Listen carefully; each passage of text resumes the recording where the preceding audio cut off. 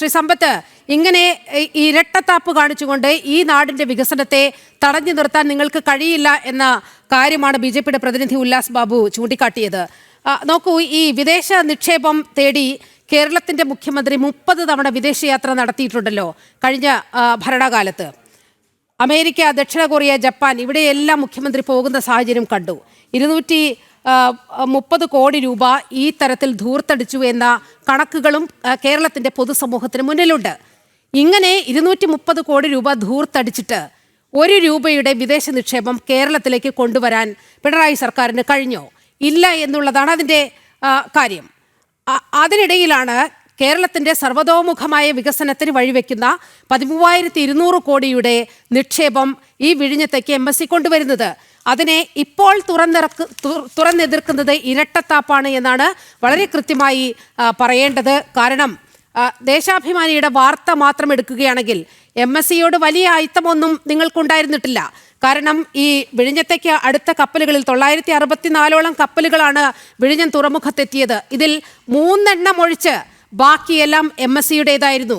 അവരുടെ extra large container ship അടക്കം വിഴിഞ്ഞത്ത് നങ്കൂരമിടുന്ന അതിമനോഹരമായ കാഴ്ച നമ്മൾ കണ്ടതാണ്. അപ്പോൾ MSCയോട് അന്നില്ലാത്തൊരയിത്തം ഇന്ന് വന്നിട്ടുണ്ടെങ്കിൽ അത് ശ്രീ ഉല്ലാസ് ബാബു ചൂണ്ടിക്കാണിച്ചതുപോലെ ആ രാഷ്ട്രീയ ഇരട്ടത്താപ്പ് തന്നെയല്ലേ? അപ്പോൾ കേരളത്തിൻ്റെ കടബാധ്യതയെക്കുറിച്ച് നേരത്തെ നീലിമ പറഞ്ഞു. ഈ ഇന്ത്യ ഗവൺമെൻറ്റിൻ്റെ ഇന്നത്തെ കടബാധ്യത എന്നുള്ളത് 200 ലക്ഷം കോടി രൂപയ്ക്കപ്പുറമാണ്. 200 ലക്ഷം കോടി രൂപയ്ക്കപ്പുറം എന്ന് പറയുമ്പോൾ അത് ഈ ഡെറ്റ് ടു GDP റേഷ്യോ എന്നുള്ളത് 56%-അപ്പുറമാണ്. ഇന്ത്യ ഗവൺമെൻറ്റിൻ്റെ ഏറ്റവും ഒടുവിലത്തെ ബഡ്ജറ്റ് എന്നുള്ളത് 53.5 ലക്ഷം കോടി രൂപ മാത്രമാണ്. കേരളത്തിൻ്റെ കടബാധ്യതയെക്കുറിച്ച് കേരളം ഏത് ഗവൺമെൻറ്റോ അല്ല ഏത് വ്യക്തി മുഖ്യമന്ത്രിയോ ഒക്കെ ആയിക്കൊള്ളട്ടെ, ശതമാനക്കണക്കിലാണ് എങ്കിൽ ഡെറ്റ് ടു GDP റേഷ്യോയിൽ കേരളത്തെക്കാൾ കൂടുതൽ അരുണാചൽ പ്രദേശും പഞ്ചാബും ഹിമാചൽ പ്രദേശും നാഗാലാൻഡും മേഘാലയയും നിൽക്കുകയാണ്. തുകയുടെ കണക്കിലാണെങ്കിൽ ഞാനത് നീലിമ അതൊന്ന് അത്യാവശ്യം ഒന്ന് പഠിച്ചോളുക. തമിഴ്നാട്ടിന് കേരളത്തേക്ക് തമിഴ്നാട്, ഉത്തർപ്രദേശ്, മഹാരാഷ്ട്ര, കർണാടക, പശ്ചിമ ബംഗാൾ, രാജസ്ഥാൻ, ആന്ധ്രാപ്രദേശ്, മധ്യപ്രദേശ്, ഗുജറാത്ത് ഇതും കഴിഞ്ഞിട്ടാണ് കേരളത്തിൻ്റെ സ്ഥാനം. വിഴിഞ്ഞത്തിന് വേണ്ടി കേരളം എന്തോ കടബാധ്യത ഏറ്റെടുത്തോ എന്നുള്ള നിലയിലേക്കാണ് വരുന്നത് എങ്കിൽ ഇവിടെ ഈ പറയുന്ന വിഴിഞ്ഞം പദ്ധതിയെ സംബന്ധിച്ച് 2006-11 VS അച്യുതാനന്ദൻ്റെ ഗവൺമെൻറ്റിൻ്റെ കാലത്ത് ഇതൊരു PPP മോഡലിൽ അങ്ങനെ ആരംഭിക്കുന്നതിന് വേണ്ടിയുള്ള പരിശ്രമങ്ങൾ തുടങ്ങി. അന്ന് നമ്മുടെ പ്രതിരോധ വകുപ്പ് മന്ത്രി ശ്രീ AK ആൻ്റണി ആയിരുന്നു. എന്തുകൊണ്ട് ആ പദ്ധതിക്ക് അനുമതി നൽകിയില്ല എന്ന് നന്നായി അറിയാവുന്നത് നമ്മുടെ ചങ്ങാതി ഹരിയുടെ നേതാവ് എൻ്റെ വീട്ടിൽ നിന്ന് വളരെ ദൂരെ എങ്ങുമല്ല ശ്രീ AK ആൻ്റണി സാറാണ്. അദ്ദേഹം അതിന് മറുപടി പറയട്ടെ. അത് കഴിഞ്ഞ് 2015 ശ്രീ ഉമ്മൻചാണ്ടി സാർ കേരളത്തിൻ്റെ മുഖ്യമന്ത്രിയായിരിക്കുന്ന വേളയിൽ അനൗപചാരികമായി ഡൽഹിയിൽ വെച്ച് ഒരു ചർച്ച നടന്നു. ആ ചർച്ചയിലാണ് ഇതിനെ സംബന്ധിച്ചുള്ള ചില അങ്ങോട്ടും ഇങ്ങോട്ടുമുള്ള വർത്തമാനങ്ങൾ പറഞ്ഞ് ആ വർത്തമാനങ്ങളെ തുടർന്ന് എൻ്റെ ഓർമ്മ ശരിയാണെങ്കിൽ ഓഗസ്റ്റ് 18-ാം തീയതി 2015 ആ UDF ഗവൺമെൻറ്റിൻ്റെ കാലത്ത് ഒപ്പുവയ്ക്കുന്നത്. ആ എഗ്രിമെൻറ്റിനെ സംബന്ധിച്ച് ഞങ്ങളന്ന് ഒത്തിരി കാര്യങ്ങളിൽ സംശയങ്ങൾ ഉയർത്തിയിരുന്നു, വിയോജനക്കുറിപ്പ് രേഖപ്പെടുത്തിയിരുന്നു. എന്നാൽ വിഴിഞ്ഞം പദ്ധതി, തിരുവനന്തപുരത്ത് ഹൈക്കോടതി ബെഞ്ച് ഉൾപ്പെടെയുള്ള കാര്യങ്ങൾ, ഇവിടെ കേരളത്തിന് റെയിൽവേ സോൺ ഉൾപ്പെടെയുള്ള കാര്യങ്ങൾ, അതുമായി ബന്ധപ്പെട്ട് ഞങ്ങൾ ദീർഘനാൾ തിരുവനന്തപുരത്ത് രക്തസാക്ഷി മണ്ഡപത്തിന് മുമ്പിൽ ഞങ്ങൾ സത്യാഗ്രഹം വരുന്നവരാണ്, അനിശ്ചിതകാല സത്യാഗ്രഹം. ഇനി പദ്ധതി വരട്ടെ. ഈ പദ്ധതി അത് വേണ്ട എന്ന് വെച്ചാൽ വല്ലാത്ത ഒരു കനപ്പെട്ടതായ തുക നഷ്ടപരിഹാരമായി നൽകേണ്ടുന്നതായ ഒരവസ്ഥയിലേക്ക് എത്തും എന്നുള്ളത്. ഈ വിഴിഞ്ഞ പദ്ധതിയുമായി ബന്ധപ്പെട്ടൊരു കാര്യത്തെ സംബന്ധിച്ച് നമ്മളിപ്പോൾ പറയുമ്പോൾ ഇതിൻ്റെ തുടക്കത്തിൽ എന്താണ് ഏതാണ്ട് 7,900 കോടി രൂപയുടേതായ മൂല്യം വരുന്നത് എന്നുള്ള നിലയിൽ എവിടം വരെ ഇതെത്തി? ഈ എത്തിയപ്പോഴത്തേക്ക് ഇതിനകത്ത് കേരളത്തിലെ സർക്കാർ ആ വിസിൽ എന്നുള്ളൊരു പ്രോജക്റ്റ് എന്നുള്ളത് അതിൻ്റെ ഒരു ഭാഗം എന്നുള്ളത് ഈ ഇൻഫ്രാസ്ട്രക്ചർ ഫെസിലിറ്റി അതെല്ലാം നടത്തുക എന്നുള്ളത്. അതുകൊണ്ടാണല്ലോ ഈ തുറമുഖത്ത് ഈ പറയുന്ന കാര്യങ്ങൾ, ഈ പറയുന്ന കരയില്ല എങ്കിൽ, അവിടെ മറ്റു വിധത്തിലുള്ള സൗകര്യങ്ങളില്ല എങ്കിൽ, ശരിയാണ് കൂടുതൽ റോഡുകൾ ഇനി വരേണ്ടതായിട്ടുണ്ട്, മറ്റ് ഗതാഗത സൗകര്യങ്ങൾ വേണം, ഇത്തരം കാര്യങ്ങൾ.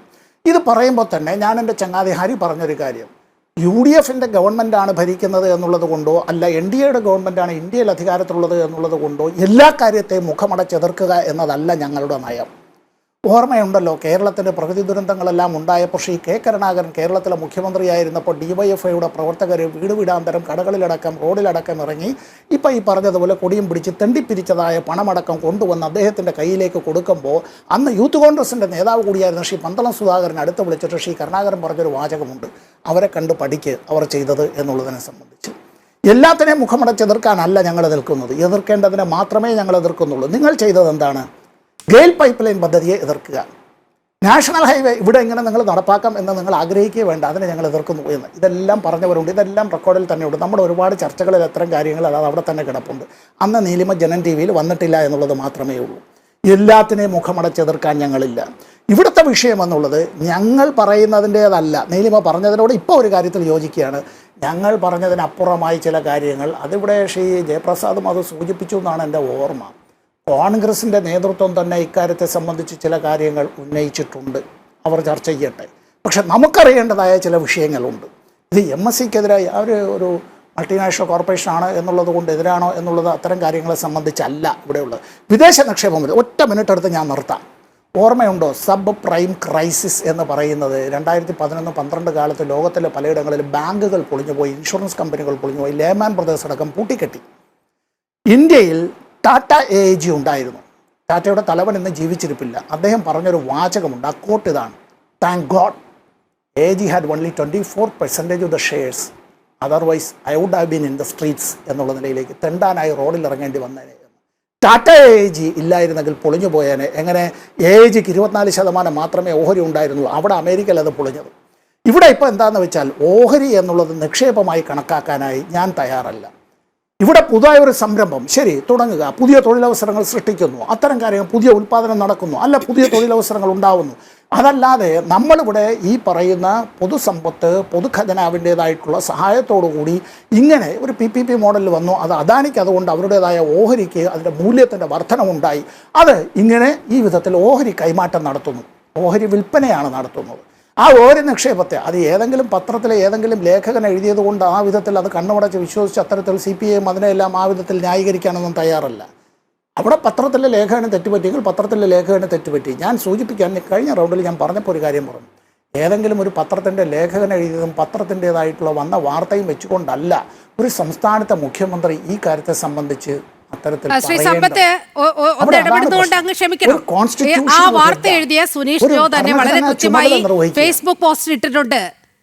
എനിക്കറിയാവുന്ന കാര്യങ്ങളാണ്, ഇത്തരത്തിൽ നീക്കങ്ങൾ നടക്കുന്നതായി അറിയാവുന്നത് കൊണ്ട് തന്നെയാണ് ഈ വാർത്ത എഴുതിയത് എന്ന് ദേശാഭിമാനിയുടെ ലേഖകൻ ഈ 3-ാം തീയതിയുള്ള വാർത്തയിൽ പറയുന്നു, ഇന്നിപ്പോൾ ഫേസ്ബുക്ക് പോസ്റ്റിൽ പറയുകയാണ്. ഏതായാലും ഈ ചർച്ചകളൊക്കെ നടക്കുന്നത് നിങ്ങളുടെ സർക്കാരിന്റെ കാലത്താണ് എന്നത് വളരെ കൃത്യമാണ്. കാരണം മെയ് 18 അധികാരത്തിൽ വന്ന ഒരു സർക്കാരാണ്. ഇതിനു മുമ്പേ MSCയുമായി നീക്കങ്ങൾ നടക്കുന്നുണ്ട് എന്ന് നിങ്ങൾക്കും അറിയാമായിരുന്നു. അത് ഞാൻ പറഞ്ഞു വന്നത് യഥാർത്ഥത്തിൽ CPM ഇപ്പോൾ കാണിക്കുന്നത് വളരെ കൃത്യമായി ഇരട്ടത്താപ്പാണ് എന്നതിൽ ഒരു തർക്കവുമില്ല എന്നാണ് ഞാൻ പറഞ്ഞു വന്നത്.